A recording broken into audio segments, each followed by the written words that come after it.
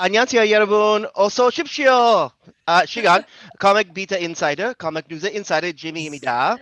Oh, sorry guys. I'm very sorry too. I've seen each movie like 10 times. I've picked up a little bit here and there. Oh, Welcome to another edition of Comic Beat Insider, the Zoom pandemic podcast that Heidi MacDonald of The Beat and I started back in March, where we seem to mostly cover films, but we also cover some TV and comics as well.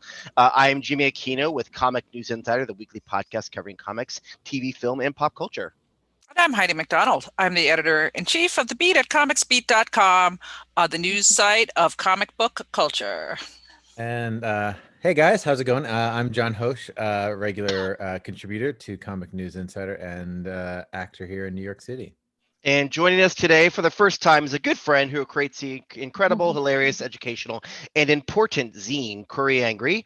And the only one of us who has actually probably taken a train to Busan because she's from there. It's Eunsoo Jeong. Yay! Yay! Welcome, Yeon Thank you. Hi. Busan native. Yes.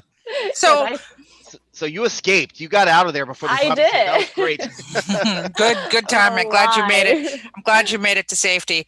Well, anyway, we're excited to welcome you. We're excited to wrap up our Halloween month, and of course, it's October 30th. The whole week is Halloween week. So I am just in my wig. I'm not anything in particular. Oh, I guess that's a I'm a wig. space. Oh, That's you look sweet. awesome. You look Well, great. thank you. How Thank about you. you I got know a I hair didn't done? You look die. great. Well, anyway, it's my hippie mermaid, my alien. I don't know what it is. It's just, it's Halloween. We got to dress up. Since Since we're we're cosplay Jimmy Aquino, so so I think I did very okay. nice. Very nice. Yeah. Well, today we are going to discuss one of my favorite films. It's become a trilogy. Pretty young film, only 4 years old. Train to Busan, from 2016. Written and directed by Yeon Sang-ho, and written by Park Ju-suk. And literally 6 months later, I think they released an animated prequel called Seoul Station, as in the city Seoul, Seoul. And of course, the director Sang-ho has a big history in animation, so that was really great. And then just this year, they released the sequel, kind of sequel. Though Sang-ho says it's not really a sequel, just set in the same world, called Peninsula, which once again I'm going to rant. It's in theaters. Why is it in theaters? I don't know why. But hey, whatever. I think it would have done really well on streaming, but it apparently already recouped its cost in Korea alone when it was released. Yeah, it did. They It's done were able well. to open it, and Yeah, it it's did. done well too. Yeah. Yeah, it did very well in Um, places that were able to open. So we're going to discuss all three films, concentrate mostly on Train to Busan, the original, and then we'll get into the other ones as well, sort of in the order they're released. Then we'll do Seoul Station and then Peninsula afterwards. So I saw Train to Busan in the theaters when it was released, 2016, because one, I'm a big zombie fan. Also, I love a lot of Korean cinema. And I was like, oh my god! I was telling everyone, you have to go see this movie. And then it came on streaming. I've seen it. I watched it this week twice alone, and I've probably seen it 10 times. I love it. The prequel I only watched last year. I think this year for the first time I watched it a few times. And of course, Peninsula we saw this week a couple times. Into how about you? When did you first see them? The Busaneng or the other two? All of them, yeah, all of them. All of them. I think Busaneng just when it came out, but I only like read on my like Korean like news, and they're all like it's doing so well. Yeah. But I don't really have an access to actually see it, so I've had to wait and then try not to read all this like review about. Right, yeah. Stuff, and then I'm just like, God, when is this gonna come to the United States? And I don't want to like watch it when. Like online, I don't want to download it, Right. So I wanted to watch it in the movie. I think I did saw Busan, the Train to Busan in the movie theater when it came out, and the LA Koreatown they have a CGV, so that was fun. And then I watched the Seoul Station after that because I was like, oh my god, I wanted to know what it is all the animation is about. And you also have an animation background yourself, so. Yeah, and it's a lot more dark, it's a darker animation, and I just didn't know how they were going to do the zombie portion of animation, but I was kind of quite surprised. Cool. Awesome. Very cool. John? I think I didn't catch. like being friends with you, you told me, you were telling me about Train to Busan for a long time, but again, I wasn't able to catch it until How did I not drag you there? I was like, come on, let's go. yeah, right. But I when it came to streaming, again, I didn't like jump on it, but then like I think it was like a Sunday afternoon, and I was like, oh, and decided to watch it, and was like absolutely blown away. Yeah. And then I didn't see the other two films until this week, kind of Oh. catching up for this this here podcast. Yeah. Well, Peninsula we all saw this week, obviously, but yeah. Heidi, how about you? So, unlike Jimmy, I'm not a zombie fan. I mean, of course I have to watch. I have to watch. I know. I'm like, right. I have to watch a lot of zombie things in my line of work. So of course I've seen a lot of, but it's never anything I turn to, except one time. I guess maybe I'll get to that. But however, I mean, I get why zombie movies are so popular. So I watched Train to Busan and was blown away. It's a wonderful suspense movie. I was yelling at the screen, "Hurry up, you guys, hurry up!" Constantly. Whoa. And we'll kind of get to that. It's heart-wrenching. Yeah, it's heart-wrenching. So yeah, I loved it. And then I watched the other two. And you know, Peninsula did come out in theaters here, but a lot of people haven't seen it yet. So maybe not do as many spoilers sometimes, just in case people have an opportunity to see it. But you were like, whatever. We're gonna spoil whatever. It, guys. It's fine, please. But anyway, I was pleased to be introduced to another zombie universe. Yeah, it was like Train to Busan was wildly successful. It had an $8.5 million budget and pulled in $98.5 million. Like it was like they went to Cannes, they got like a standing ovation at Cannes and the film festival. I saw some footage from that. It was like let's watching like, oh, little Suan, the little girl. She's like who is a fantastic little actress, first of all. But just watching her in these like surroundings, it was so cute. But yeah, it did so well and such a small budget. And like for that small budget, boy, there's really good effects. I thought. Oh my gosh. Yeah. Oh yeah, very much effects. so. But I guess when predominantly, you know, your set is a train. True. Yeah. You can allocate funds to other things. So it's Well, really smart of them. Peninsula was only 16 million, which is surprising. I thought that'd be like as popular as Busama. They'll get like a $40 million budget. Right. They only did 16, and look what they did with it. But we'll get to that in a second. But yeah, I'm gonna jump in here just real fast because you mentioned the train. I will say this: I love train movies. Oh, really? There's no bad movie with a train in it. Seriously, think about it. All movies with trains. They're good. Murder on the Orient Express. Yeah, Polar Express. Greatest show on. The Snowpiercer. Yeah, of course. Oh my God! Oh my God! Another favorite film. Yes. There's now I can't. I'm blanking on the name of it. The Emperor of the North. What's that movie? Runaway Train. Yeah. Throw Mama from the train. Throw Mama from the train. Money Train. Oh, look at this. We can go. We love trains. We love trains. How to Train Your Dragon. Oh, no, oh my God! I cannot believe you did that. Oh, welcome to Comic Beat Insider. Yeah. We very go new. Off on tangents. This is very new for me.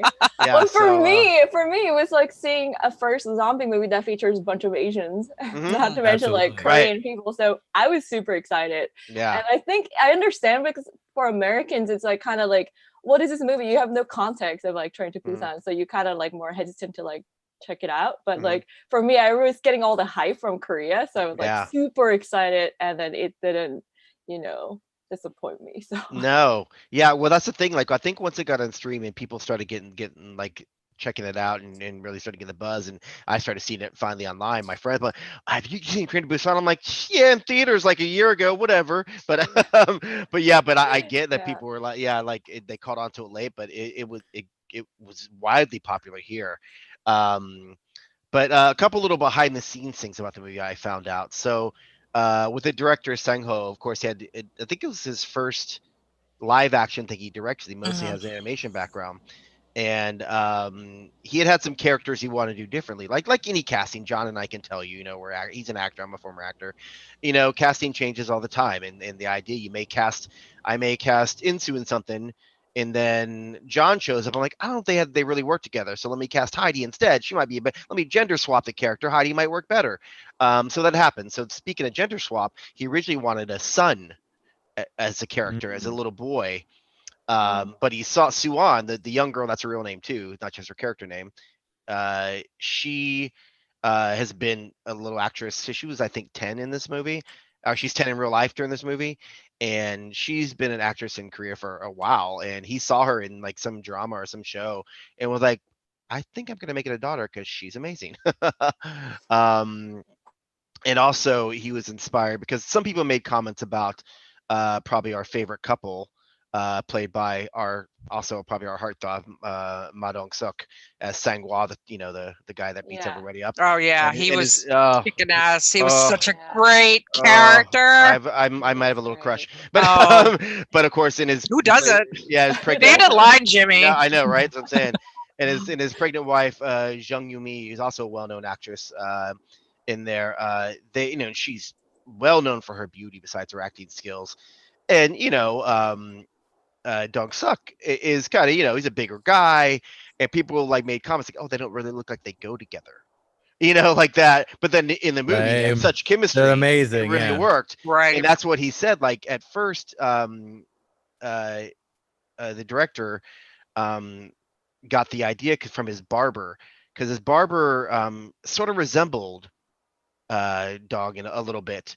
But he had this beautiful wife. He's like, how does that work? And then he was like, oh, I guess it does work. And so that's why he cast, because well, I've seen it in real life, so I can make it happen on film. So look around you, exactly. and I mean, at first you're like, oh yeah, what's going on? And then after 5 minutes of his heroic action and King of Queens. That's real, man. Come on, a chubby guy can get a hot. It's like you're like, oh my God, who wouldn't go for this guy? So listen, I've dated a beautiful woman before, and look at me. Come on, it's right. It can happen. Oh, so but he's actually going to be in the Eternals, right? Oh yeah. Oh, he's blown up. Eventually, when that comes out. Yeah, right. Oh my God, you guys. I mean, just aside.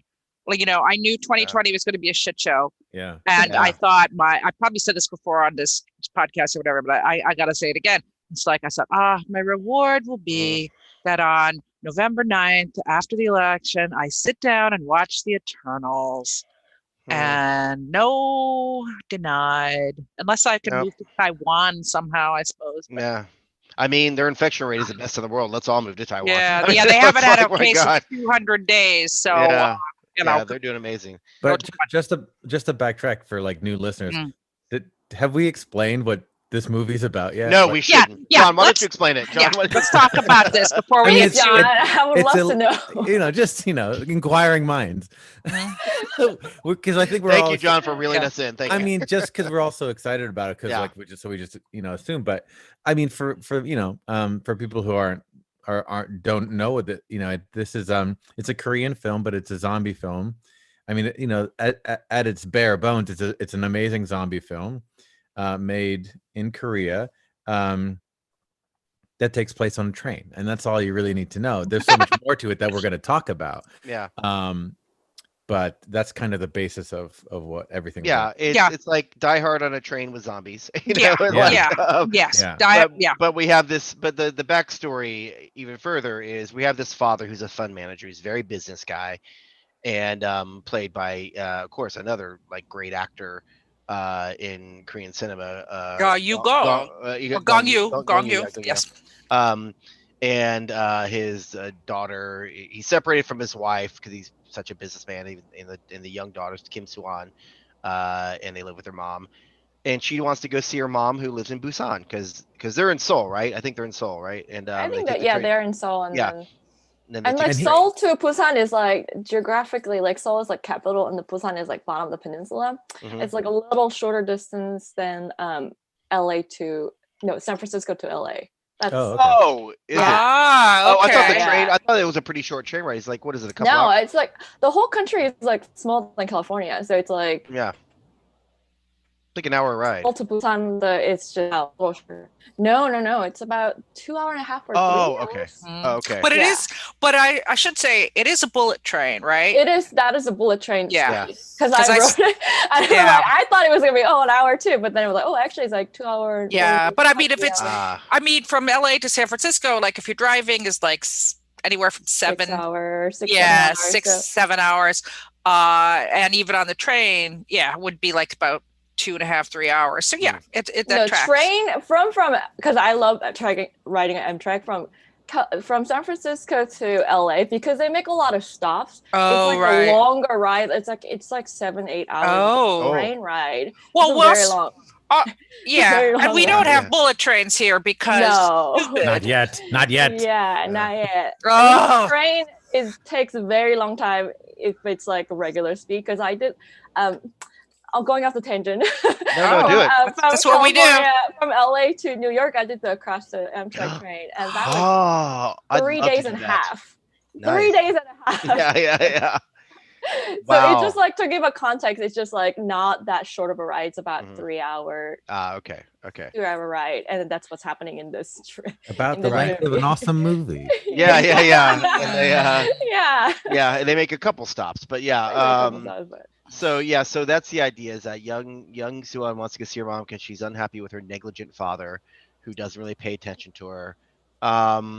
And also, let me just throw in here, like the first setup of this movie, with a lot of zombie movies, we're going to meet everybody. I just want to say the first 10 minutes of this movie, I wasn't quite paying attention because it takes me a while, and then I had to go back and rewatch because pay extremely close attention. Oh, it's set up in the first 10 minutes. The first 10 minutes, and it's like everything that happens is so dense with information. Like the whole movie, like the detail and the callbacks and the plotting is so tight in this film. So you got to pay attention to those first 10 minutes. Yeah, it's all important. Yeah, so there's like this biochemical plant, and this guy's trying to drive through, and they're stopping him. He's like, "There's been some sort of leak," and the guy's like, "Oh, you're gonna ruin my crops again and my animals."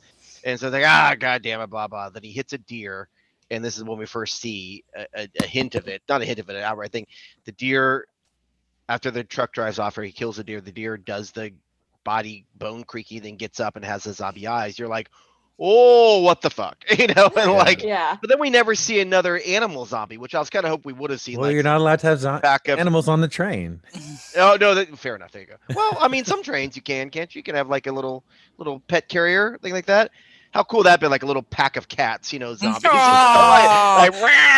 expensive. CGI is too expensive for that fat $8 million budget. Probably right. But it is interesting too because the main character, he's kind of like a insider, or he's like doing some insider. He's a fund manager, yeah. And he and isn't he discussing the factory, the chemical plant, and he sells the shares which takes money away from them, so they don't have that money to be safer or something like that, so they can't spend the money, which maybe could have prevented this virus outbreak, is what is suggested.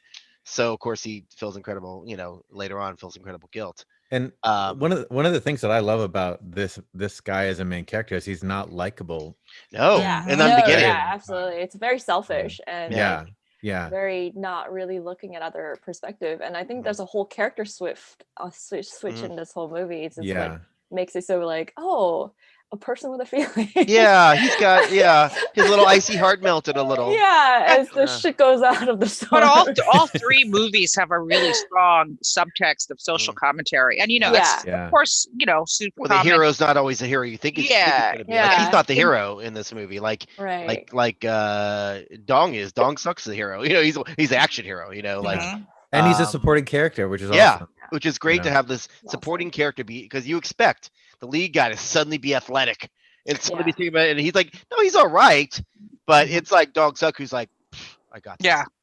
I'm like, but I was trying to look up who the actors were, because I'm sure if you were seeing it in Korea, who like obviously Dong Suk has been in a lot of movies, so he has kind of it's a little bit. The whole lead cast is all but Yu Gong is like handsome matinee idol who then kind of went into doing these more like dramatic roles or whatever. So they break. I was trying to figure out, because I could tell that they were bringing some backstory as who they are as movie stars also too. But I do think the guy who plays the dad, I mean, he's really good.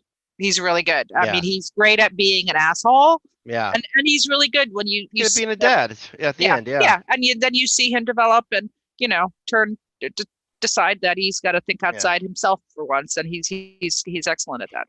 And we get introduced to, as like any good, like sort of any time a train or a plane, you get introduced to various characters. So he gets on the plane, we see the baseball crew and we get introduced to that. The two main characters, and they're great. So we got two also well-known actors, Choi Woo-shik, I'm sorry to say that wrong, as Yeon Gook, the baseball player. And he's in Parasite also. Yeah, he's in Parasite. Yeah, exactly. Yeah. Oh, really? I didn't even know that. Yeah, he's in Parasite. What was he on? He was the son. Yeah, he's like the main son in Parasite. Yeah. That starts the whole Look at y'all knowing all this cast. We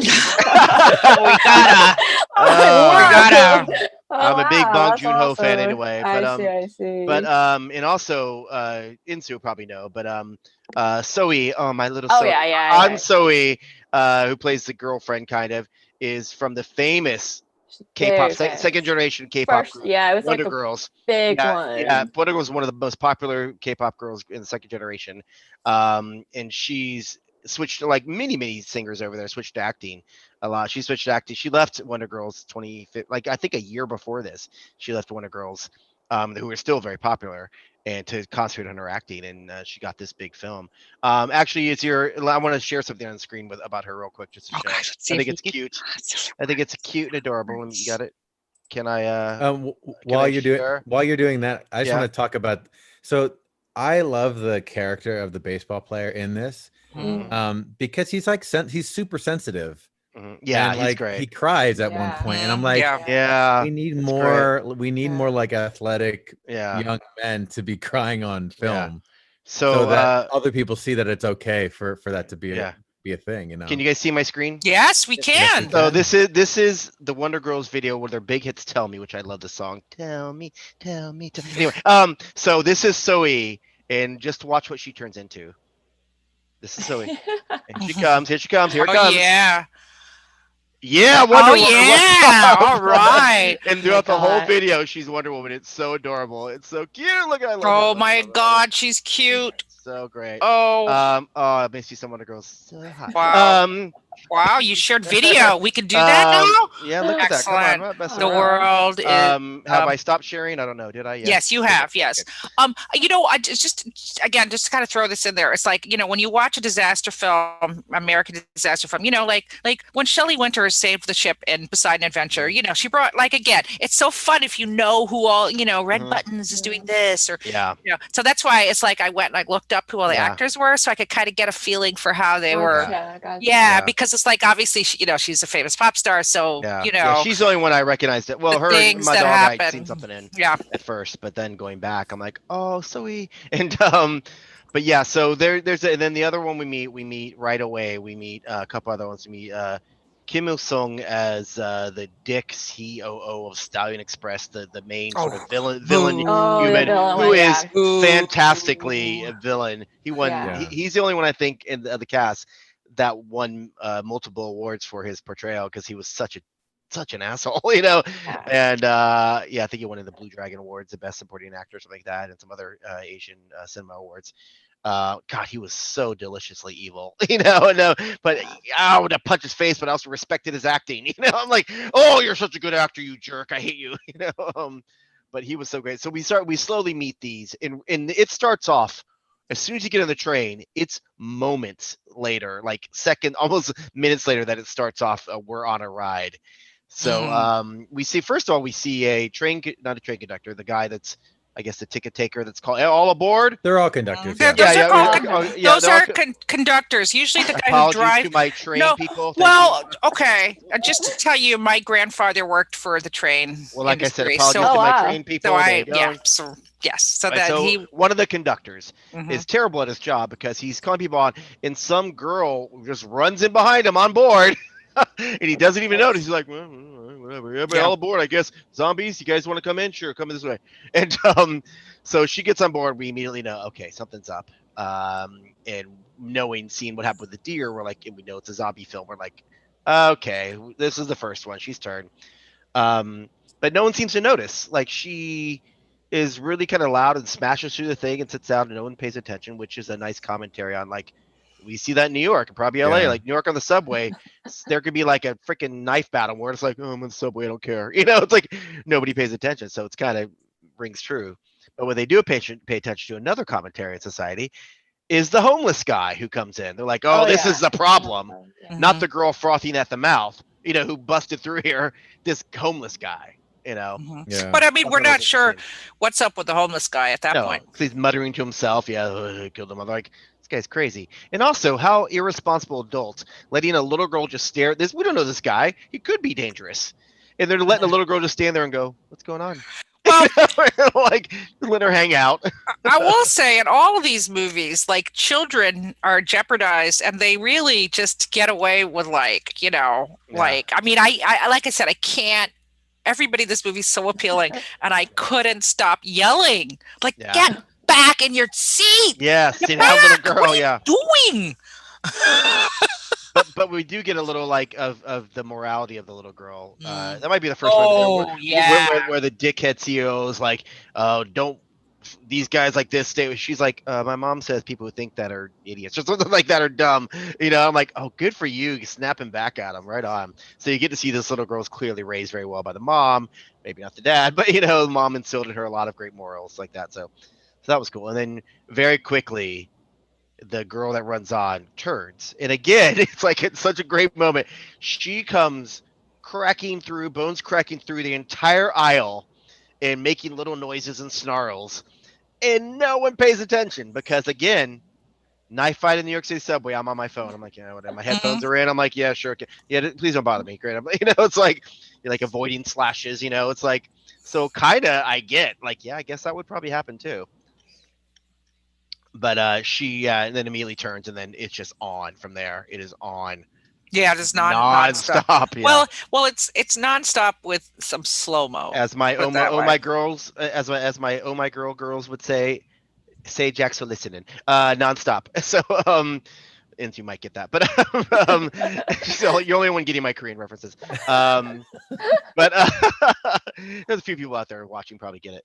Yeah, it is great, like nonstop action, which is great, and you're just on. Then you're like, buckle up. Then it becomes a survival film, really. Mm-hmm. I know. But the treatment of the zombies. So the zombies in this film are fast, like super fast, like faster than the humans. Yeah, it's very World War Z type zombies. They cluster. Yeah. And they cluster, and they're like, you can hear the bones cracking. Yeah. And as they come back to life, it's like, oh. And there doesn't seem to be a rule on the turning time. Right. And I've never figured out, even in all three films, there's some, like the girl that gets on the train here, was bitten pretty earlier, but she's a good 5 minutes till she turns.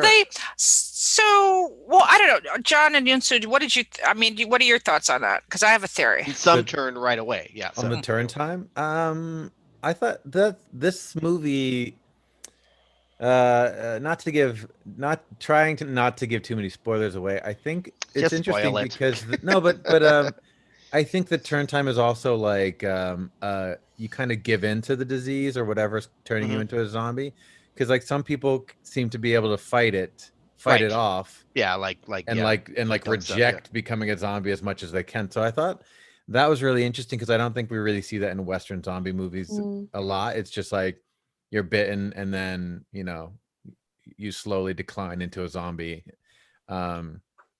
So yeah, I don't know. It seems like it fluctuates from person to person based on their like moral strength or something. Oh, that's interesting. Oh, that's a really good theory. John always has good theories. I'm like, God damn it. They're never right, but I'm always it's some a dumb theory. theory. Yeah. Mine are always dumb, like, oh, maybe something they ate. I don't know. Those zombies are gonna make out. Yeah, they're gonna make out. The zombies gonna do it.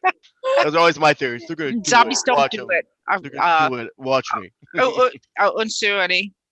I mean, I think it's a kind of very new concept for Korean audience. It's like, I know there are a lot of zombie fans, but like the reason why there isn't Korean zombie movies is it's just people don't know much about it, so it takes a little time to like kind of sink in for, which is my theory of like director's intention is just to like, you're not gonna instantly like turn a zombie and people are gonna get it. It's just that there are like little symptoms that turns you into this and kind of like make it like understandable. Like I don't think zombies is like not, I mean I can't speak for everyone in Korea, but like it's not as like familiar, I suppose. Right. I think since this film has become, because there's been a few things since then, like obviously the Kingdom series is amazing. Yeah, Kingdom that new series, that new movie on Netflix, #Alive, is great. Oh, the #Alive is great. Yeah, I mean there are zombie like comics. I think it's a lot of like webtoon comics and stuff, and now we're kind of understanding that. But like, I think it's probably one of those things that like, oh, this is a very new zombie film, so you kind of need to like introduce the idea of what the creature is. Is there a predominant kind of horror monster? I mean, you know, absolutely. It's like a Western horror versus Eastern horror, like ghosts, like spirits, like that's a grudge thing in Japanese, and then there are some like some folktale that are featuring that are scary, like Nine-Tailed Fox that was recently like showed on HP Lovecraft. And Lovecraft Country, yeah. So there are a lot of like different types of horror, but like definitely not. Zombie was, I mean, it came out in 2016, and I think it's very like kind of still like new concept and idea for wide audiences, like other than the fans who love zombies. Yeah, interesting. Because so my theory about, because I mean, there's a lot of things that these zombies do that other traditional zombies don't do. I mean, like I said, they're fast, but also we don't learn how to kill them. Like usually, Walking Dead. Right. Good kill point. Shot to the head. It's like, Daryl, like, pokes a pencil in their eye and immediately they drop. We've been like Shaun of the Dead. It's like on the news. Take out their head, So we don't see how to kill them. And as far as the turning goes, so I was saying that my theory, I like John's theory, actually. My theory was the closer the bite was to your head, the faster it happened. That makes sense. Yeah, that makes sense. Because we see whenever they go for the neck, the person is immediately like, but then sometimes they get bitten by the ankle and they're struggling more. So I think it spreads, the virus spreads up your body. That was my theory. That's kind of like Walking Dead, like when they chopped off the dude's leg or whatever. Right. They stopped the spread. Yeah, that makes sense. And I kept waiting to see sometimes when people were bitten in their extremities to see if there was going to be a chop off, if there was going to be a Rick Grimes, but right. Yeah. Well, my theory is how recently they had just eaten some tteokbokki. So the sooner they ate the faster they turn. We need a counter for every Korean reference that you're I know, because I will say I love tteokbokki. Shut up! I make it all the time. I eat it. I'm not denying is that. Like a spicy street food rice cake with a bloody sauce looking thing. So before I watched the first movie, the Train to Busan, I did eat some Asian food because I'm like, I'm going to see some Asian food and get really hungry. I'll tell you, after we are done with this, I am making a beeline to K-Town. I just did Korean barbecue. Picking up some worry jip, I'm telling you. So I took a friend of mine who had never had Korean barbecue because I've only been out to eat twice since lockdown, and both times have been Korean barbecue. And I just took a friend who had never done it on Monday. We went, so I could eat it like every other day. I love it so much. Why not? And Eunsoo was going to take me to the best place in LA. Had I been there over the summer, had post Comic-Con, I would have been in LA on my trip, and we had plans to go. Yeah, but it's so sad that you're not here. But you know, we're going to do it in the future. Don't worry, we'll do it. 2021. Yeah. Hopefully. So what I also thought was interesting, then we start seeing the news reports on the TV things, and what was terrifying was, I guess they were coming from like helicopters, like the ones that fell from the sky and landed, and they get right back up. You're like, oh my god, that's like. I feel like that's a new concept that I've never seen. I had to do that either. Literally, I don't remember seeing that in a Western. I've not seen raining zombies before, and that's freaking terrifying. And then we see the government come on doing the government assurance thing, which we've heard, unfortunately. No, you're safe. Please don't listen to baseless rumors. Trust your government. Oh, where we heard that before? Like, holy crap, about like a viral disease, So I thought that was going to be Easter. It's going to be Easter. Yeah. I mean, it's gonna go away. It's gonna go away. Yeah. Yeah, We've it's cued it over. already. We've It's cued it. over. did it, It's yeah. over. Nobody Yeah. wait on November 4th. You're never going to hear of COVID again. Yeah, we'll see. We'll see. So I thought that was interesting to see the news reports, but also Yeah. seeing that how it was like, it was clearly already quickly spreading, like not just citywide, because it started, I guess, right outside of Seoul or in Seoul, and or in Seoul, yeah, and it's quickly spread. But the reason, so they're on the train, it was going to Busan anyway. Then they started hearing through like checking in and different ways to check in, like our jerky at first dad is checking in with his like little assistant and Busan. He's like, yeah, things are safe here. So they think Busan might be a safe haven from all this, so they're getting there. But they have many obstacles to go through before they get there. But after the first attack, they realize, people start teaming up, and that's when, the father's kind of a jerk to our action hero. Let me call him by his character name. I keep calling him by his real name. Sang-hwa, Ma Dong-seok plays Sang-hwa. And he's kind of a jerk to him, and Sang-hwa calls him out on it several times. Like, he closes the door on him when the zombies are attacking on him and his pregnant wife. And it's like, Right. But then lets him in. He's like, what was your problem? But that's what I love about Sang-hwa, is that he's a big, tough guy. But as angry as he is at actually Gongwoo's character Seok-woo, he is he's still like doesn't punch him. He grabs him, but he's like, what's wrong with you? What's wrong with you? But he doesn't like immediately just start being a jerk and punching him out like that. He tries to be a little more understanding, like, oh my God, what is wrong with you? Well, I know we got stuff going on, but which I thought was a really great character trait. But also the daughter is more into Sang-woo. And what a sweet moment between the three of them when she's at the bathroom with it, and like the mother calls her little fetus sleepy. I'm like, oh, that's so cute. And Swan touches the belly, and Swan like has this moment, I think, like, I wish these were my parents, like in a sense, you kind of see that, like, I wish my dad was like this, and so I thought that was really sweet. So you see this connection immediately. And then of course the baseball crew, they get split up as well. But but that's the thing, that the cast of characters is huge in this movie. Yes, but everyone gets their moment, and everyone is. There's no like, well, you could switch this character out with that character, and they have the same storyline. Like, there are so many storylines, so many different. The two grandmas, sisters, oh, so cute. Yeah, that was hard. Yeah. So we get the people start turning quickly. We get the attack, so people are running scared, and that's how they sort of hook up and start realizing what's going on. And start and one of the smartest things I think they ever did, and this is skipping ahead a little, and why no other zombie show or movie has done. What does Sang-woo first do? Let's wrap our arms up, because that's where they bite. But he didn't bite. No other zombie movie or TV ever does this. I'm like, why? Idiots! It took these guys like a minute to like, well, I can see they bite my arm. Let me just wrap it up. Babies, like, they're smart. They use their like. So they so if you think of the zombies on a train, you're like, what's going to happen? So again, me being a big fan of train movies, I'm like, okay, what are the gimmicks? We can have the fight on the top of the train. Sure. We can have dropping down beneath the train. We can have the struggle to uncouple the train. Yes, right? Yes. None of those. Yeah. Maybe you can't do those on bullet trains. Possible. But what does happen is they think, and the biggest conceit for me of zombie movies is the one kind of like we're living through. I mean, there's no safe place. And, like you're always like, oh, there must be a place where there's no zombies. And then you gradually find out there is no place that does not have zombies, right? Yeah. And if there's no zombies, there's horrible people who are just going to judge you. Yeah. Throw you to the zombies. Right. Yeah, it's like The Raid meets Snowpiercer. Yeah. Because you have to go room by room, basically, to survive.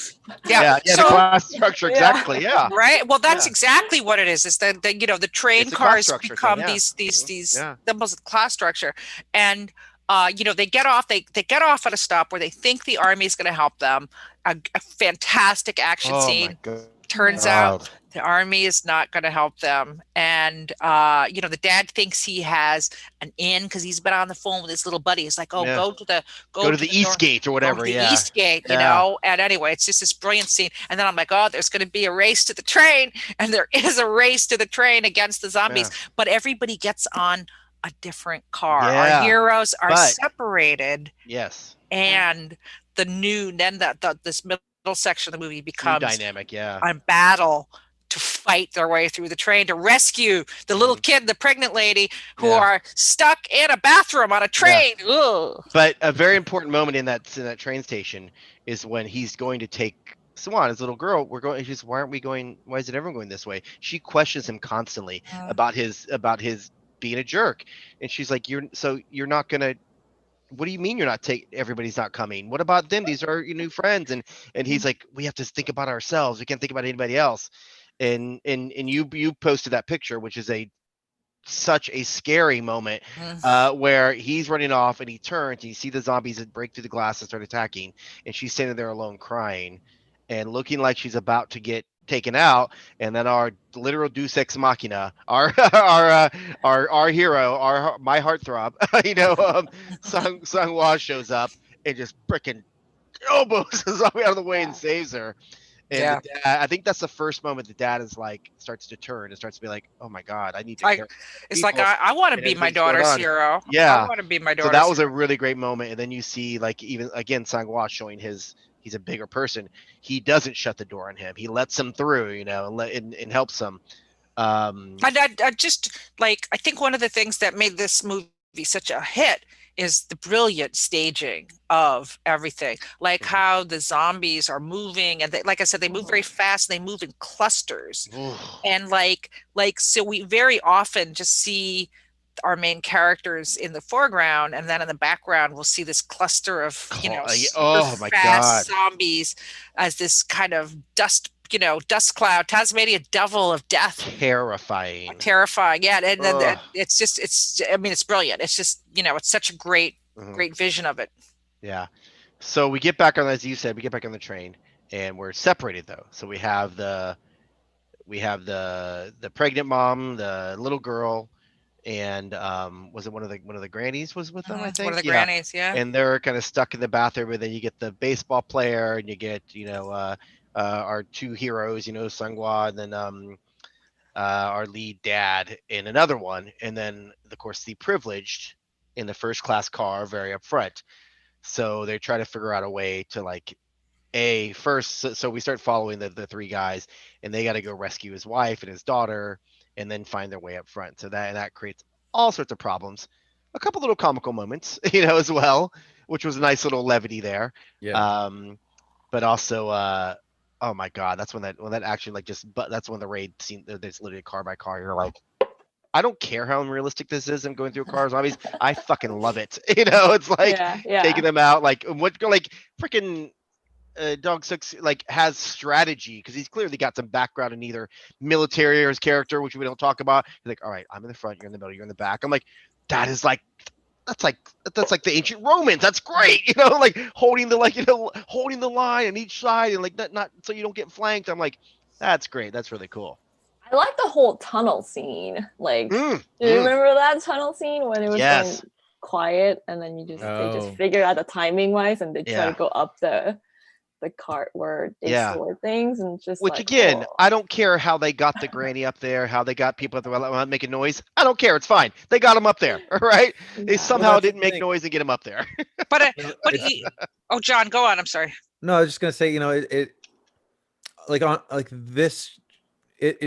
they were so creative in ways to be trapped on a train with a crazy and not go and do like like Heidi, how you can, it's like with every train movie, you usually can check off what's gonna happen. In that even happened in the Wolverine movie, the second one, where they fight on top of the train, they fight in between the trains, they cut the train in half. So kudos for them for finding all these I wouldn't be surprised if they're like, well, these are what you do in train movies, so we're not gonna do these. That's great. What else can we do?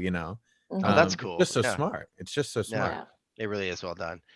Yeah, so we get through the fights, and they get to their their wife, and again another great moment between the our my heartthrob and his wife, like between Sang-hwa and Sung-kyung, and then where he rescues her, and her first reaction is to hit him. It's like she's just like, oh, but clearly out of love and like frustration, but like love. I was like, they're so sweet together. They're so sweet. I love them together. And that's what's great about this movie is that chemistry, we get Yeah. to the characterization these characters. We really get to know all of them Yeah. really well, and even the short scenes they have. Mhm. So you feel for them when and if something happens to them. You're like, oh my god. But I will say, you know what is not. I mean, we get to know these characters, great characterization, and this movie does not stand on. I will just be honest, blunt sentimentality. You know, It does what? That's sentimentality, because there are, we see the strong bond between the dude and his pregnant wife, the father and the two sisters, elderly sisters, the baseball player and his girlfriend. So we know not everybody's going to come out of this alive. But man, whenever there is some scene of death, time stops. I will say time stops in the film, right? So there could be this heart-wrenching scene of staring and crying and like, Sunju,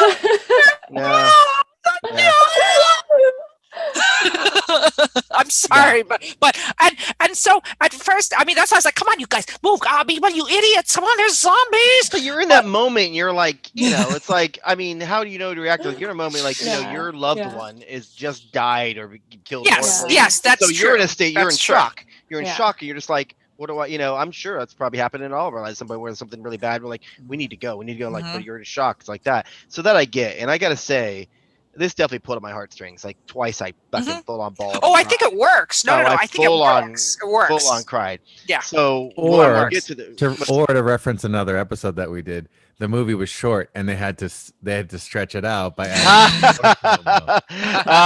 I don't think that's the case. That's your first theory that I think is wrong, because I do think those moments worked really well. Like totally. Because once they get through and like the whole thing where they're going to go through and they need to get to the front of the car. And then the front of the car is being led by that dick saying like, don't let him in. They're all infected.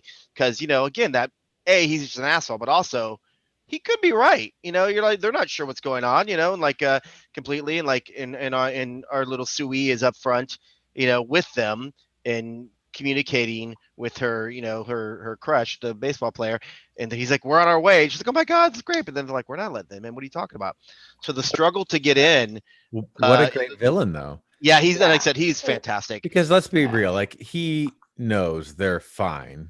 Yeah, of course he does. Playing on he's manipulating on the fears of people, which again we don't see. We don't see that in the national news at all. No one does that. Never. No, that's totally unrealistic. It's such a believable villain character that you see really in today, in like you know this person in your life. Yeah, and that's why I think it's a perfect. Well, that's one thing I've said on this podcast many times since we started it back in March or early April.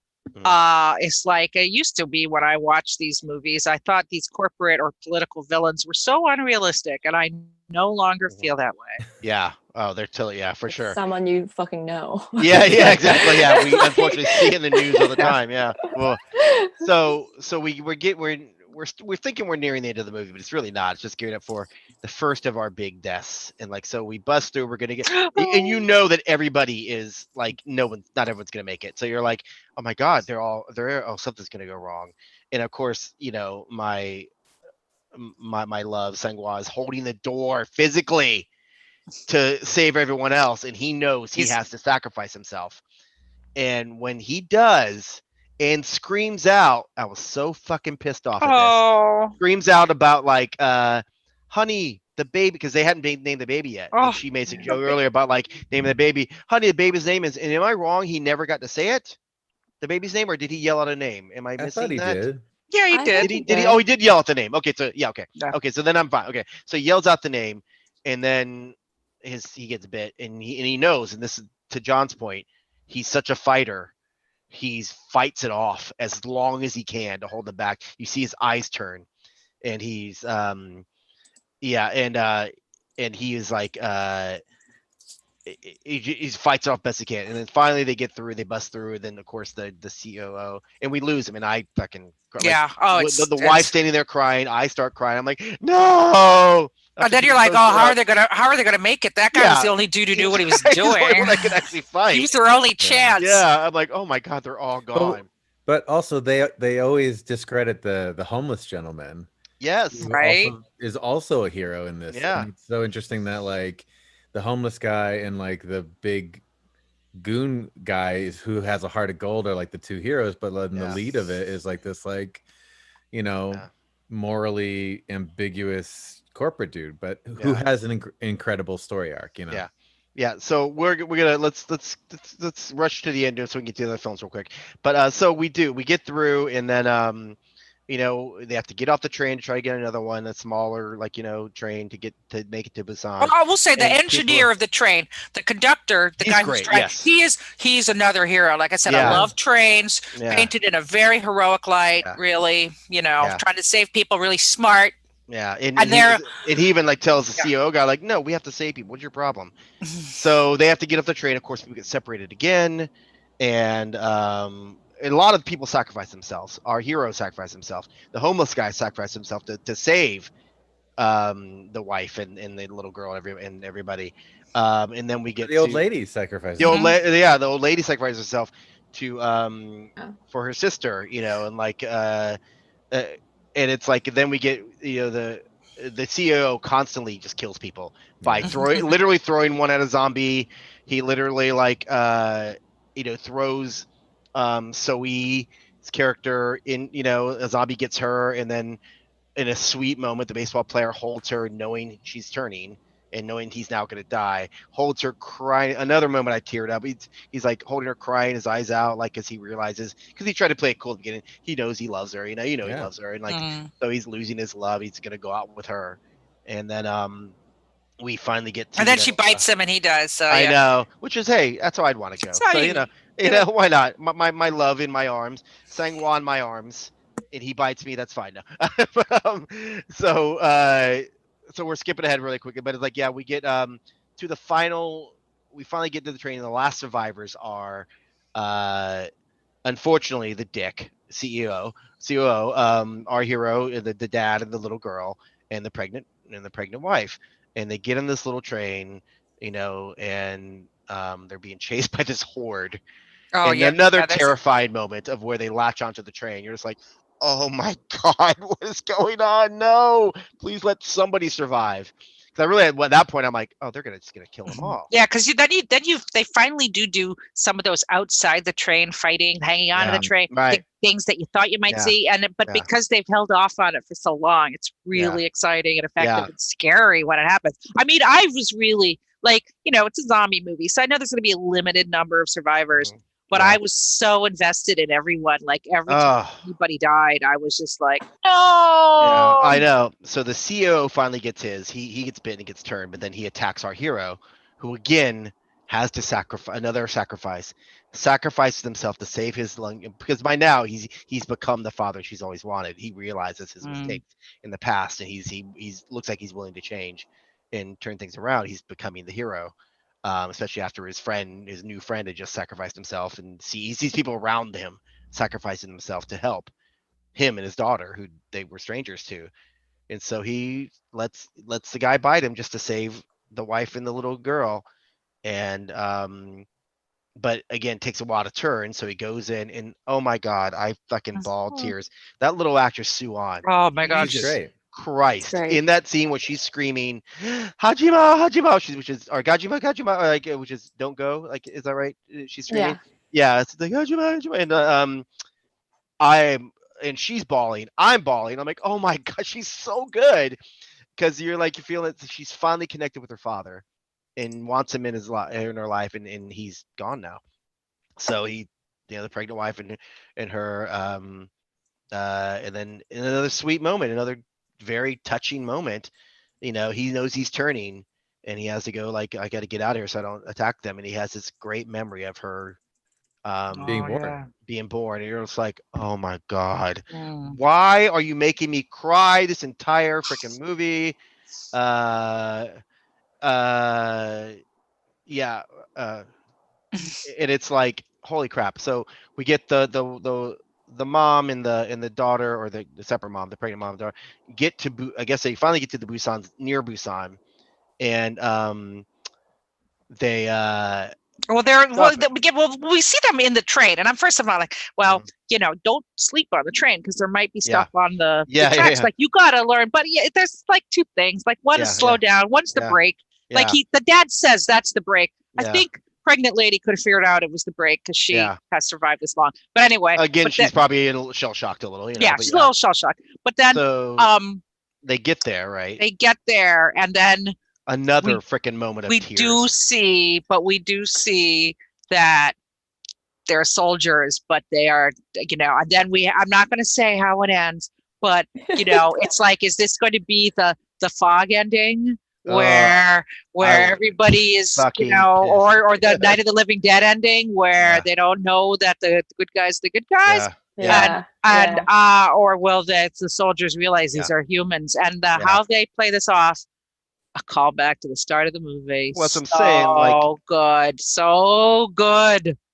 Again, little Suwon bawling her eyes out singing in like the same song. Jimmy spoils it for everybody. This movie's been out for 4 years. People need to get over it. They've seen it.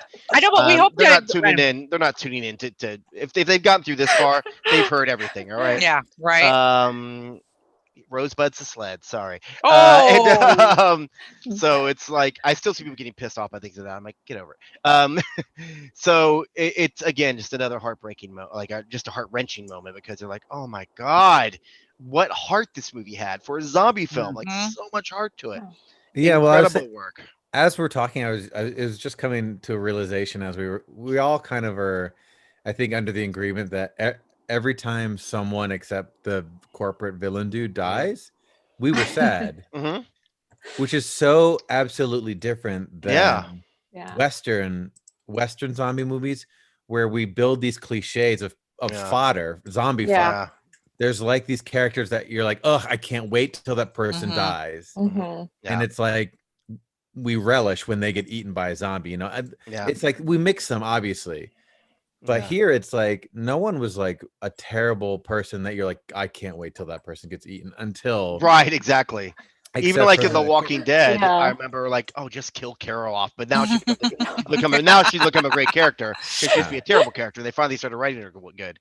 But yeah, I totally agree with you. Also, what was great about this being, in a Western film, there would have been a random stash of guns somewhere in the train. No guns until the end, where you see the army's the only ones that have guns. So I thought that was pretty cool.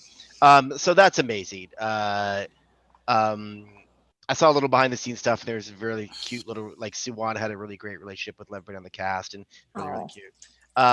So literally 6 months later, they decided to release an animated prequel called Seoul Station, starring the voices of Ryu Seung-ryong, Shimun Kyung, and Lee Jun. What's interesting about this, there's a great movie that the director, but also written and directed by the same person who did Train to Busan, of course, Yeon Sang-ho. He has a great movie that came out in 2018 called Psychokinesis, which I love. I don't know that one. It's on Netflix. It's about like this dad who randomly gets superpowers, and his daughter owns like a ramen or chicken shop, and he just sort of protects her. Again, another thing like a corporate evil trying to take over the. Maybe there's something going on with this like corporate evil. I think he has something. I think there is. I was just gonna fucking make this. It's evil too. As a character for every movie I make, every show I do. Why not? That's a super strong theme, though, through all three of these movies. Is there's some very, like I said, there's a very strong sociological element of, and the third one, which we'll get to. So in this, what's interesting about this cast, so the two lead voiceover actors in this thing, Sung Young and Kyung, they play the leads in Psychokinesis as father-daughter. And here they play kind of father-daughter. You find out later, not really true, but so that was really interesting too. So this is the animated prequel. It takes place directly as the outbreak, like right before it happens, and it's Yeah. like Eunsoo Center. It's pretty dark. It starts off a lot darker. So yeah, So, tell us a little bit. Eunsoo, tell us what your thoughts on it, like the first how it starts off and everything. I mean, like it's a lot more darker theme that is like kind of like based off what's happening in in Korea sometimes. Like there are definitely some like I don't know how to explain seedy elements. Yeah, like just kind of like there's definitely homeless shelter issue. There's like the class. There's like inappropriate like boyfriend girlfriend relationship and all this like koshimon, like the one room situation where like just like you pay really little money and you get to like stay, and it's like the conditions are really bad, and the loneliness and like all this like aspects that are like real life like stuff. It was too dark because I kind of like felt like, oh god, it's just like do I like when I watch like animated things, I don't really watch like more adult or like more seriousness of it. So so I was like, oh. And so you work in animation, right? Yeah, I work in animation. What do you do? It's I work as a color designer, so I paint characters and props and special effects, but it's mostly for children. Yeah. Well, the color palette of Seoul Station was very grim, very grim. I mean, obviously, very on purpose. It was very gray with the fireflies. Yeah, it was very very like desaturated and disgusting kind of way. But I did really like all those like subway station scenes, like I just think that it was just something that I wasn't expecting it. Watching that, because I watched the Busaning first and then watching Seoul Station, I was like, I didn't really know the context, and I was like, oh, interesting. I wonder how people feel about this movie, because it's really dark. That whole apartment scene, the new apartment scene that is like that's bleak. Like it was like, oh god. Well, that gets like that twist ending too, and it's just like it follows this young girl who's a runaway, living with her boyfriend, and realize he's kind of pimping her out a little to survive, and not a little, a lot. And but we also follow these homeless crew, and one has clearly been bitten, and that sort of seems to be the start. And again, he's walking around wounded like for like half a day, it seems. He's like nobody's like paying attention because he's homeless. Exactly. Even people like, oh, we should help this guy. They're like, oh, he stinks, we're not gonna help him. So do you think this old man was bitten by the deer from Train to Busan? Another good theory. Look at this. Look at that, John. See, I just assumed him and the deer did it. So oh my god, they're totally doing that it, would man. be That's what amazing. happened. They're totally doing it. That's it, man. This was a really tough movie to watch, I gotta say. It is. Yeah, it was hard. It was hard. I think it seems that it's really sad. Like her story is really sad. And there's a lot of social commentary, I think, in it. The government as well. Again, Sometimes that's really hard to swallow. You know what I mean? Yeah. But I think that's one of the things about zombie movies. When zombie movies were first being made by like Romero and stuff, it's like we have social commentary that we are going to siphon through the zombie lens. So I thought it was really bold of him to kind of be like, wow, everyone loves Train to Busan. Now I got you. Now let's give you this really feel good prequel. Which is by far the darkest of the three movies. And it definitely, but you see the spread in a big city, how even faster that can happen in a big city, because it's a big city. And it's just like, so that was interesting to see that side of it. And how quickly the government will treat us like a certain sect of people. They're just like, no, you're gonna die. We don't like you anymore. You're fodder. Again, we've never seen this. That's so unrealistic. Wow. Movie magic, guys. Never seen this before. So new. But still, I liked it. Thought it added a nice little bit to the story. Similar themes, great voice acting. But I'm really interested in how they got this movie out. Was it planned beforehand? Because I mean, it takes a lot more than 6 months to make a 90-minute animated film. I'm sure it took a really long time. I bet he worked on this before Train to Busan. Because he has an animation background. That's what it is. I think he worked on this because I've heard about Seoul Station. while ago, but I just Oh. never really made a connection. And then there was a Train to Busan, and then it's supposedly the prequel of us like Train to Busan. Yeah. And I'm like, oh, interesting. Yeah. But So it's still like it adds to the story you see. So then we wait 4 years later to get the sequel. And when I first heard about it, I was super excited because again, you know how much I love this movie. And then they're like, we're gonna release it in theaters, and there are no theaters open in New York City. yeah. And there's a pandemic, and we're like, what the Yeah. fuck? So I get releasing it in Korea and Asia. Yeah, They yeah. got a bigger handle of things. Things are more open over there. But over here, I'm like, how are we gonna, you know? So thank you to the publicist of Wellgo Media for sending us. Yeah, Sarah. Thank you, copies. Sarah. Sarah, Yeah. thank you so much for sending us a review so you can watch it to talk about it. So I wasn't sure what to expect when I saw this, because again, it's like 4 years later. Is it going to be any of the same characters? Is it going to be, you know, we lost so many in the first one, you know, maybe any connection? But as I said in the beginning, the director himself, again, he wrote this film as well. He said it's not a sequel, but it is set in the same world. Yeah, and I will say I read a little bit about it, and you know I did a bit of prep work for this, and I saw it's kind of a, you know, it's kind of starts as a caper heist in a zombie world where we meet this you know, again, first 10 minutes very important. Make sure you watch, pay very close attention. But we see during the original outbreak the soldier who does not allow, you know, they're fleeing, and a woman with a baby says, please let me into the car. And they say no, and they pass her by. And then they get on a boat this time. And guess what? There's zombies on the boat, and he loses his sister, his nephew, his nephew. And then his brother-in-law survives because he was going to the bathroom or something. So getting supplies. So then we cut to Hong Kong 4 years later. A little bit of survivor's guilt. Now, I will say, as this, and then they're given a heist. There's a truck with $20 million hidden in zombie territory down in Seoul, which is like the bridge or something, because the peninsula of Korea has been quarantined. It's cut off. Everybody is, you know, it's become no man's land. And so they got to go in and get the truck. And as this started, I will say just really quickly though, as I started watching Train to Busan, I was like, okay, who will survive, right? Because I knew that there was going to be a huge attrition of the cast. In this movie, I immediately thought, who will die? Because I could just sense that this was a movie where more people would survive. Maybe because as the zombie thing goes on, people know how to survive a little bit more. Yeah, a little more, perhaps. Yeah, and again, another great, well, I'm going to say mostly great cast. The Korean cast is fantastic.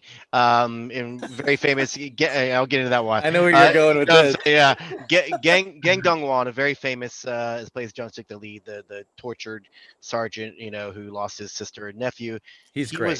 He was known as if I say this right, Gopminam. Gopminam was flower boy. Yeah, he was known as like Flower Boy Handsome because he's like as pretty as a flower. So he's this handsome dude, you know, like that. And so he plays that, and then playing the mysterious lady who we run into later, Lee Jung-young is Min Jung. You may have mentioned a couple weeks back during Beetlejuice, I mentioned her. She was the techno queen of Korea back in the day, a singer. She was like an early version of Lady Gaga. Yeah, she was like doing all this weird like the whole extravagant like performing outfit on stage. And so I'm sharing the screen again. I can show you real quick. Very bizarre. Yes. This is her famous number, which I freaking love this song. You know, wow, which she's like, she does this dance. And she just always has her finger there. Like this is if you see her old like outfit, it's like super extra. Yeah, it's really fun. It's really fun stuff. But yeah, she's awesome. So she switched into acting years ago and is a fantastic actress. Really great. But yeah, again we get like some really great Korean actors, some newer than others. But in Hong Kong, we immediately, you know, they're speaking English because there's 3 different languages going on, because there's the Koreans, there's the Hong Kong, the Chinese, and then there's Americans there, because Hong Kong's a melting pot. So there's a lot of people there. So the guy that sends him on this mission is this American dude. Looked him up. One of those actors who hasn't really done much, you know, like has a bunch of IMDb, but it's all those really small little. I've never seen him before in my life, and he has all these small little credits. One of those guys who like clearly doesn't make his living off acting, but still, grinds with it. And he lives in, I think, somewhere in Asia. So clearly, I don't know how they cast this or not, but oh my god, this guy was terrible. Well, I actually did not like this. He was a terrible actor. Terrible. He's Wait. not as he's not as bad as the other dude who they're interviewing, who's the Mr. the Mr. I'm going to give you all the exposition. Oh yeah, they have an American talk show. They have there's so much English in this movie, which I get. I think they were trying to do because we did so well internationally. Let's appeal. I did not like that. I didn't like that at all. I didn't like all the English. Also, the character, like I said, because I printed out the character sheet, so I make sure I had it right. I'll say in this movie, they gave everybody like a name that is very easy for a non-Korean speaker to remember. Like there was the old man and the sergeant and the captain. Private Kim. Yeah, exactly. I will say I've kind of noticed this in this some other movies, maybe like Asian movies, Japanese movies, Hong Kong movies. Sometimes when they just have somebody, when they get an American on there, the Americans just are horrible. They're terrible. Their English is just unbearable. And you know what? Is that payback? It's really no, jarring. it's okay. It's like maybe it's payback for how we treat non-English speakers in our movies. But it is. I've like every time somebody tried to speak English in this film, it was jarring. So it was like even the English speakers. Well, right. To John's point, there's that weird like talk show scene. Like, what talk show is that supposed to be? She's the host of a talk show. I looked her up. She has like 2 credits. She's never really worked before. Even like Major Jane at the end. That was her first thing she's ever done. And so where are they casting people? It's like, I guess they put all the budget. They put all the budget on the Korean actors, thankfully, and the effects, but not the other ones. So yeah, it's this random like talk show who gives all this guy. Why is he giving out all this new important information on a talk show? First of all, not on a news thing. It's like, as you may remember, there was a horrible zombie outbreak, and the entire country of Korea was wiped off the map. And Busan was safe, but it wasn't. And it's like remember the movie we just did, Train to Busan. So I got to say the word Busan. Yeah. It's like this is my analyzation about all of this. Mm-hmm. Is that this is the writer, because he didn't direct this one, right? He just wrote it. No, he directed it, but he co-wrote it with a guy who also co-wrote Train to Busan, Park Ji-suk. So I feel like this is their commentary on Hollywood sequels. Oh, that's really. It's like you want a sequel to one of the best movies we've ever made because you're a Hollywood it's like I see. Hollywood. I haven't Frozen, but I'm just in awe. I'm like, it's like that's great. This is a very when you look at this movie and there's like a death battle thing and there's a heist and there's this and that. It's like all these Western tropes. Mm-hmm. Yeah. And I think it's just them being like, well, this is what you do now. You make and like it. I know, and the budget didn't seem to be huge, but they made it look like it was huge. Like there's like helicopters. 16 million. It looks like it's a $50 million film. Yeah, there's like Fast and the Furious moments. Oh, Mad Max Fury Road. Oh my God. Yeah. So I feel like they were like, well, this is what Hollywood does to movies. They make a big sequel. It's always bigger. It's Sean, bringing in the great theories again. My God, dude, this is awesome. I should just never speak. No, I like the sound of your voice. Great. Oh, thank you so much. Wow. Oh, guys, if you guys could sign off, John and I are going to talk. Another part of the great cast. So we do run into, and again, it's following John's theory. We have the trope of falling to the character you wouldn't think you'd follow into. Meet up again. The mom who he passed by 4 years before has survived with her 2 kids, which we never saw the teenage daughter in the flashback. No, so she has like a teenage daughter who the actress herself, again, fantastic playing Junie. It's E-Ray. She's only 14 in real life. The children actors in Korea are amazing. Yeah, right. They're just they're great. Amazing. Yeah, E-Ray is 14 years old in real life, so she's probably 13 when they shot this, and like she's doesn't have can't drive in Korea or in America. Anyway, she's too young. So she talked about this on some of the interviews I saw.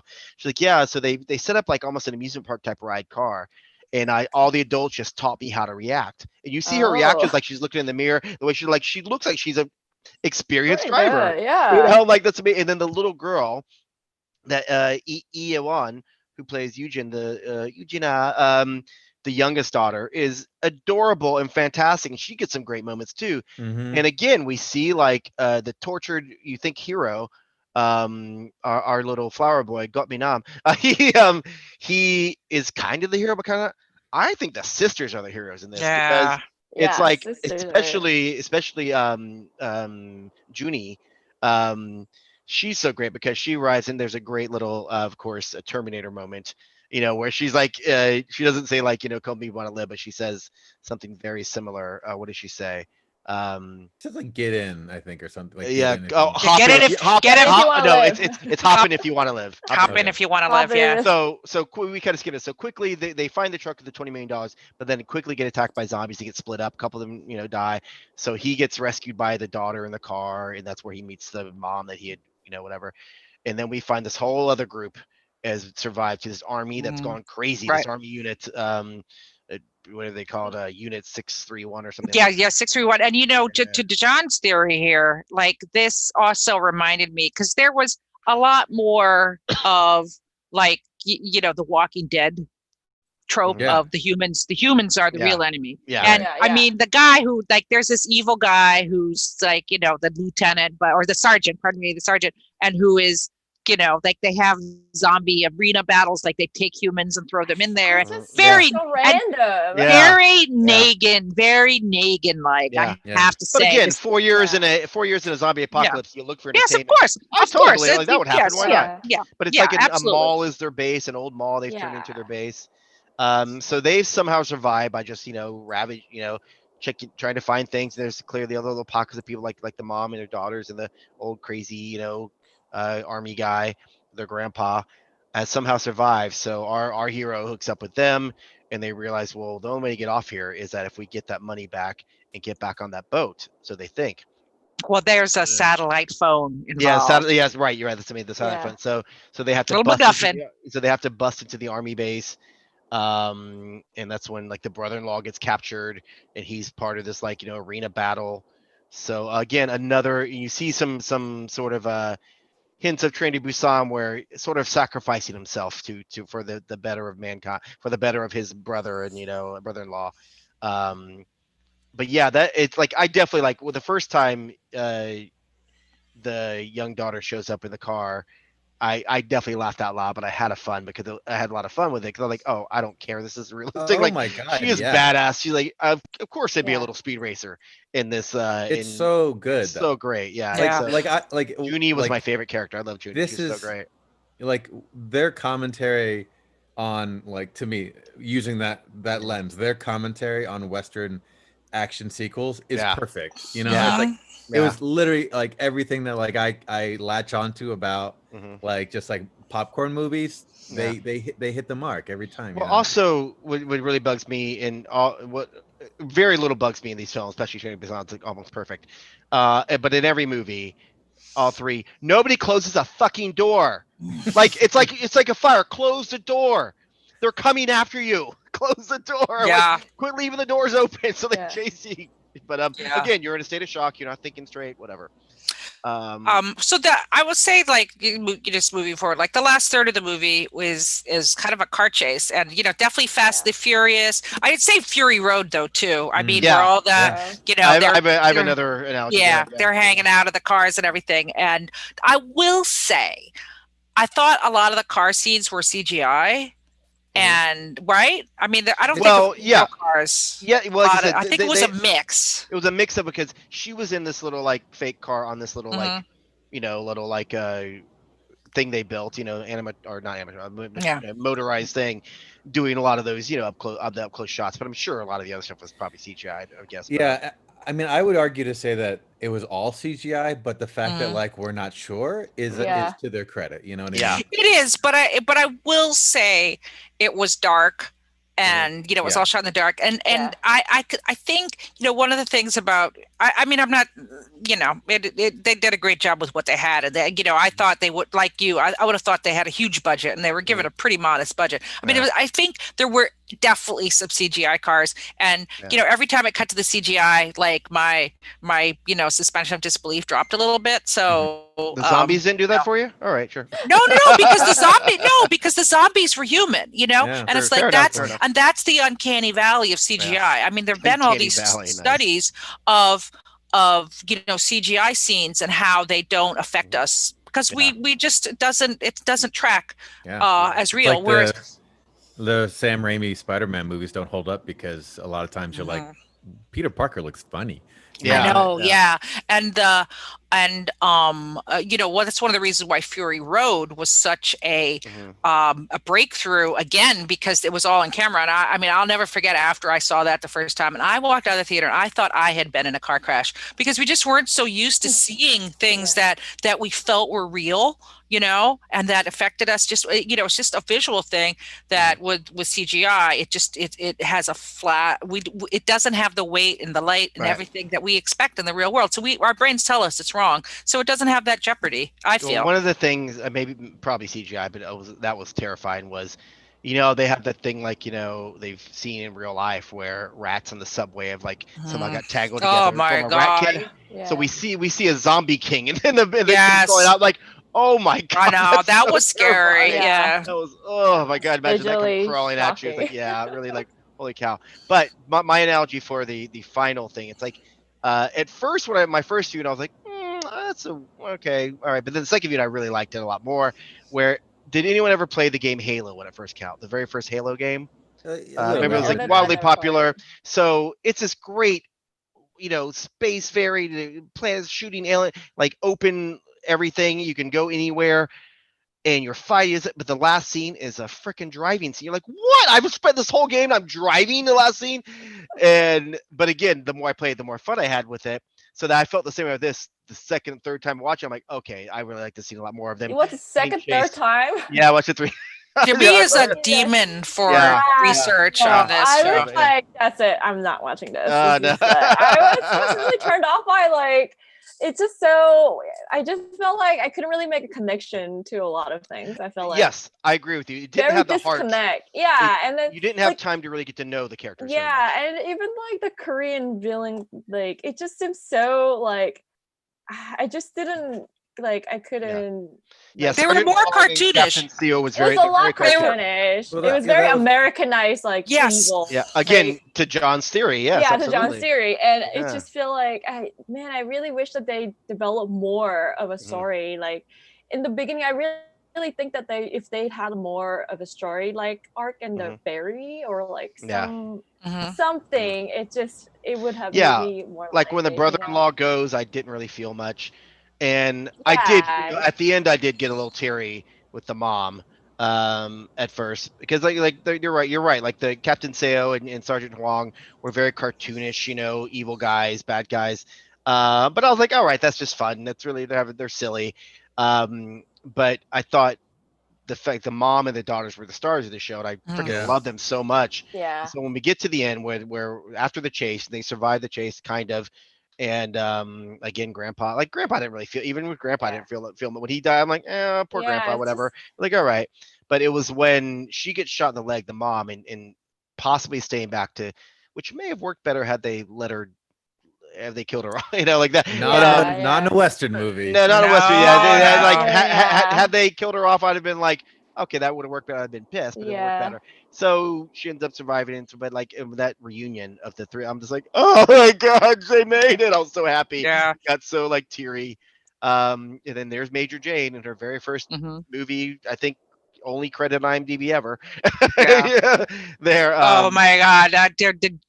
Yeah, that was weird, but anyway, awesome. But here's Malaysian. They were Malaysian, by the way, right? Yeah, they were it was UN. It was a UN. So yeah. Yeah, but they were out of Malaysia. Yeah, right. Yeah.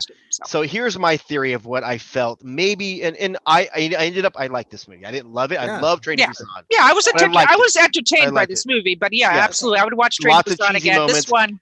And thinking of it in John's theory now makes me like it even more. Eunsoo, you don't seem as sold. That's okay. That's all good. Hey, this is like a disappointment because I think I was just so got very mixed reviews, and then I was just like, that's not my thing. I love Mad Max and stuff too, but I just didn't feel like there wasn't enough of it. my first viewing, I felt the same way. I was like, huh. I think I need to watch I'm this. not watching the second time. That's all right. So I watched it again. I did enjoy it a lot more, and I did end up liking it. And like I said, what saved it for me was the mom and the daughters. Like they're the stars. Of like those actors were from the little. Well, girl. Flower Boy's awesome too. I think. Oh yeah. Flower Boy, handsome Flower Boy is. Handsome Flower Boy. He was good. He had his moment. Actually really not a good actor. Oh really? But a beautiful flower. It was just he's a beautiful flower. For sure. I mean, earlier his other movies, he's more. Yeah, he's other one's more. It's like a very visual thing, but like I will say he was pretty good. The one thing that I thought was cool about him was when the zombies kind of started coming out of the tunnel. He literally like very militaristically was just picking them off like one. Yeah. And he held off. Doing like rapid fire. Yeah, and which I thought that was pretty awesome. Whereas, too. Like, instead of like, exactly. Like in a Western movie, it would just been like, Arnold would have just, you would have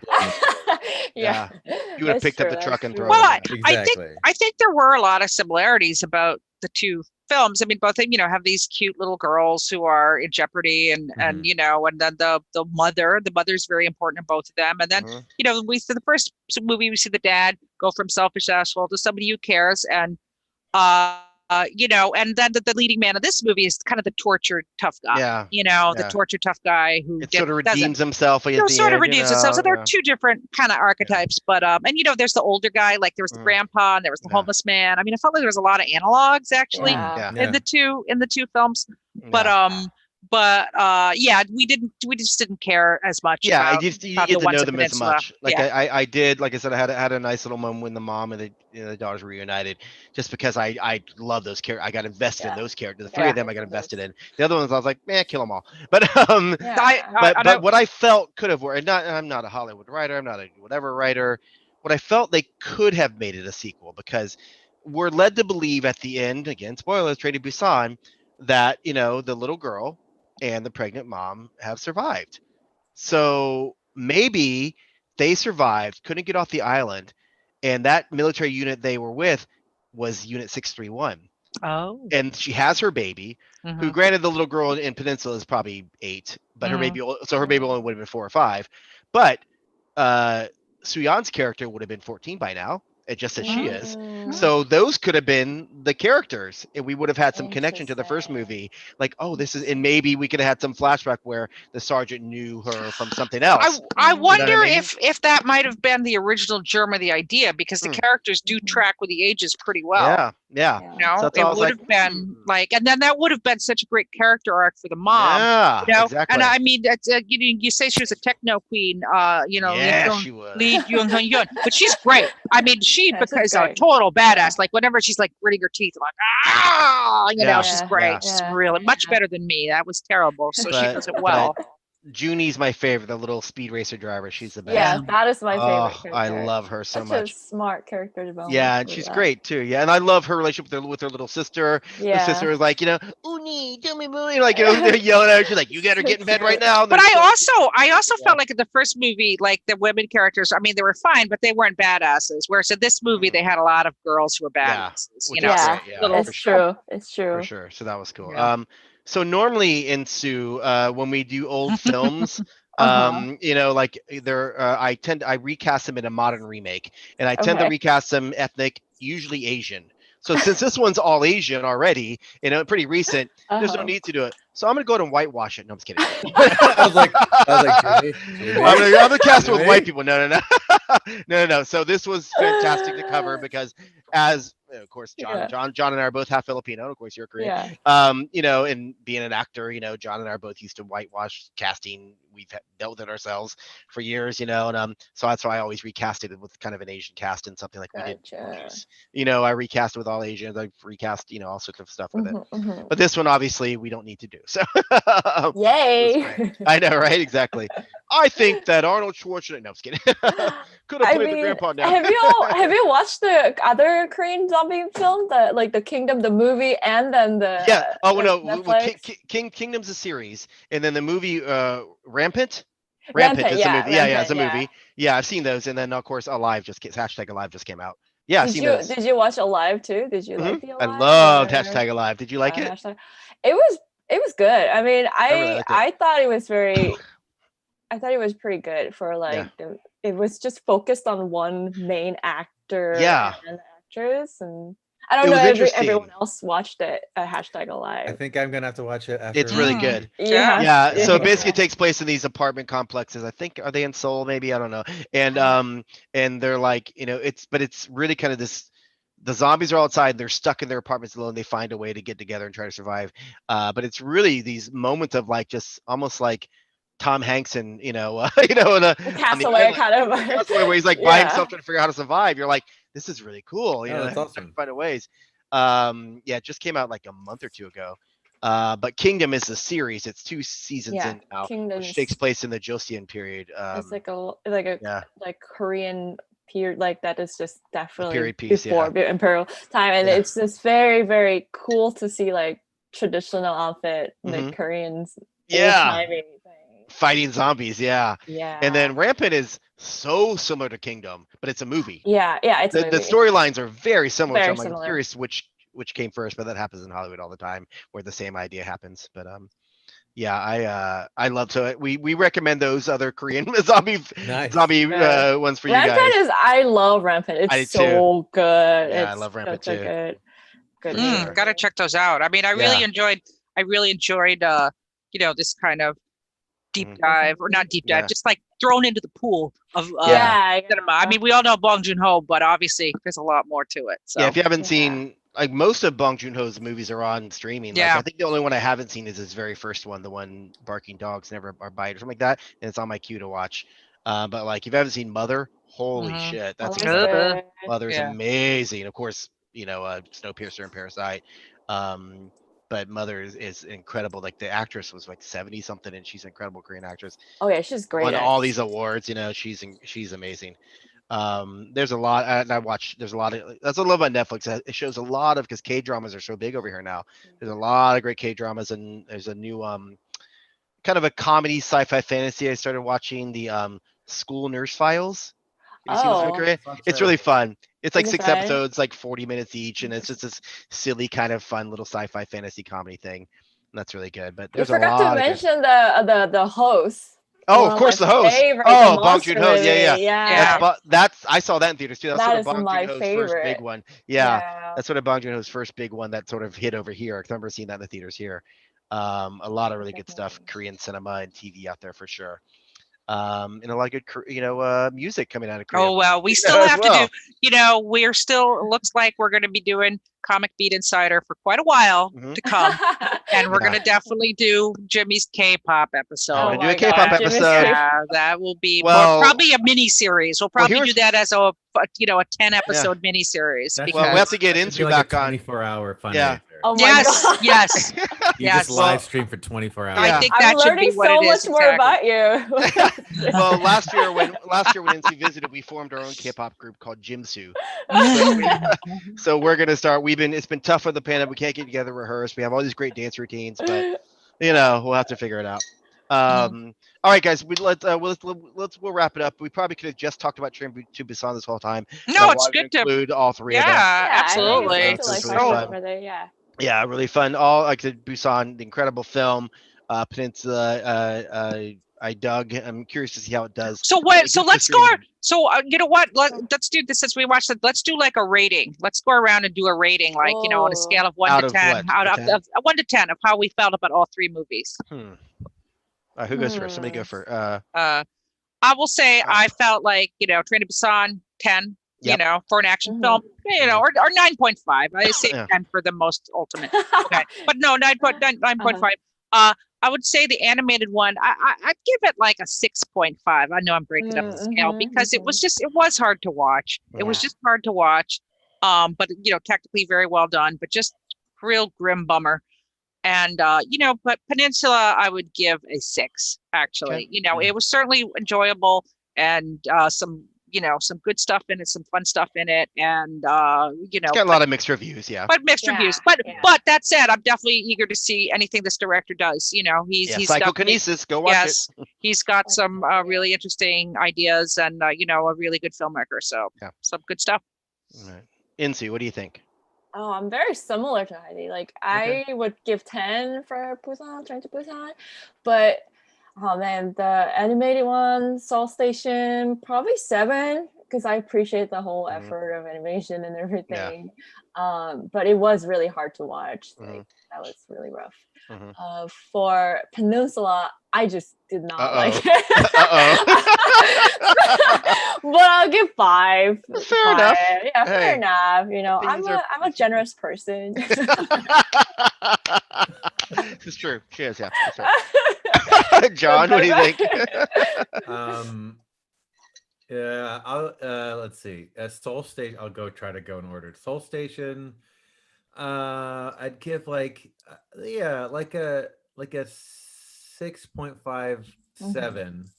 I am kind of curious if it was a different medium, like if it was not animation, like how I would receive it.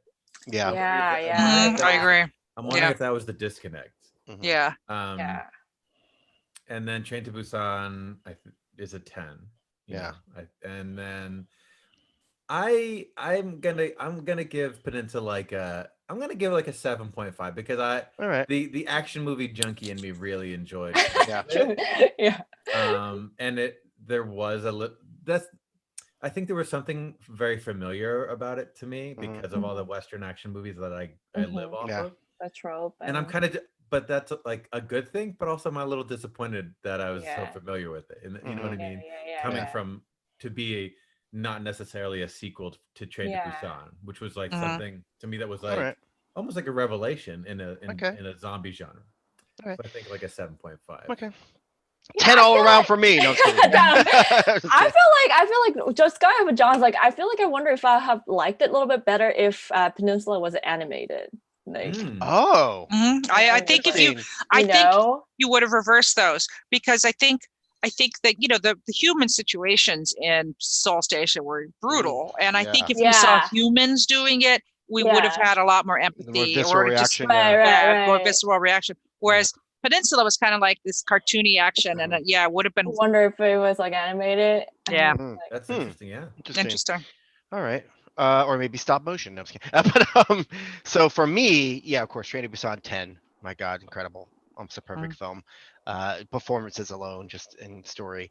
Seoul Station, probably 7.5, I think. Just because of I did feel for the young girl. Oh my gosh. A lot. I felt so much for her. Ending. She got her revenge. No, that was that was a nice twist. But it was like, it was rough to watch though. But in Peninsula, I think originally I would have given it 7.5. But with John's theory in my head, I'm gonna go for 8. Because on my second viewing, I enjoyed it so much more. Like I really because I did sort of like go, okay, I see what it is. Let me sit back and then watch this. And I was like, and then I just had a lot of fun. Not that I didn't have fun the first viewing, but the car stuff, I just was like, oh, this is fucking great. I had such a good, even like the arena stuff and like as silly and cartoony as the sergeant and the grimy Captain Seo was. I was like, all right, they're what they say in acting, chewing the scenery, but I love it. Sometimes you'll love those characters. Yeah. I really appreciate a lot more. So so I'll give it an 8. Because I'm more generous than you guys. There's something that I know we're trying to wrap up, but there was something interesting about Peninsula that we didn't really talk about, was the idea of refugees, which is yes, of course. Which is also a very Western situation. Nobody wanted them handling very well. I thought that was really interesting. Yeah. No, there was a lot of interesting social. There was like even when I'm watching The Walking Dead, I'm always thinking, why don't they dig a well? It's like at some point civilization begins, and I stopped watching it after the Negan, so I never saw the part where they actually did settle down. But I'm still watching it, but right. But in this movie, obviously, how do you recover? How do you survive? And there was a lot of interesting ideas in Peninsula about that, and it kind of was played off as a action movie, which is fine, but there was a lot of interesting ideas behind it that weren't really explored. Whereas if you watch Seoul Station, you see that the director is super interested in sociology and cult, and how people are interacting in Korean society. And so who knows, there's a backstory there. I'd be curious to know. For sure. All right, so let's get out of here because I've got to go. Oh yeah, you gotta. But gotta thank go. you so much, you guys, and especially thank you to Eunsoo. If you Yeah, guys don't thank know, you so much. Thank If you you Yeah. don't for know her setting this work, up. if you don't know her work, please check it out. Koreangry, incredible zine. Like I said, Really great. she teaches us about Korean history. She makes us laugh. She talks about sexism, racism, misogyny, all sorts of good Yeah. stuff, but also teaches and informs us. But thank you everyone for checking us out live. And if you're listening to the podcast wise, thank you for listening. We'll put this up as a podcast tomorrow. But I'm Jimmy Aquino of the podcast Comic News Insider, the weekly podcast covering comics, TV, film, and pop culture. You can find us at comicnewsinsider.com. You can just find me at Jimmy Aquino, JIMMYAQUINO on the social medias. And I'm Heidi MacDonald, the editor of The Beat at comicsbeat.com, and I'm on all social media at COMIXACE, Comics Ace. Do not forget to subscribe. Please like our video, subscribe to our channel. And every little bit helps. We definitely appreciate all the support. And you can find me on social media at JONHOCHE. And you can hear my dulcet tones sometimes on Comic News Insider, reviewing comics and movies. Yay. Well, this is Eunsoo Jeong, comic, Koreangry, and you can find me on Instagram, Made in Korea 1988 for my personal stuff, if you want to see this. But I want to give one shout out to one of the awesome zombie indie comic called Nothing Good Dead 4. AB is an awesome indie zombie comic artist, and I think that you should definitely check out. It's Nothing Good Happens at 4 a.m. in Oakland. It's a very awesome zombie comic. Oh, I would definitely be checking this out. Yeah, absolutely. Well, I'd also thank you for watching our Halloween theme month. Next month it's Christmas, a little early, but Jimmy loves Christmas. I love Christmas. But Yay. Happy Halloween. Yeah. Until next time. Until next time, guys. Annyeong. Annyeong. Yonggi Kachi. Bye. Bye.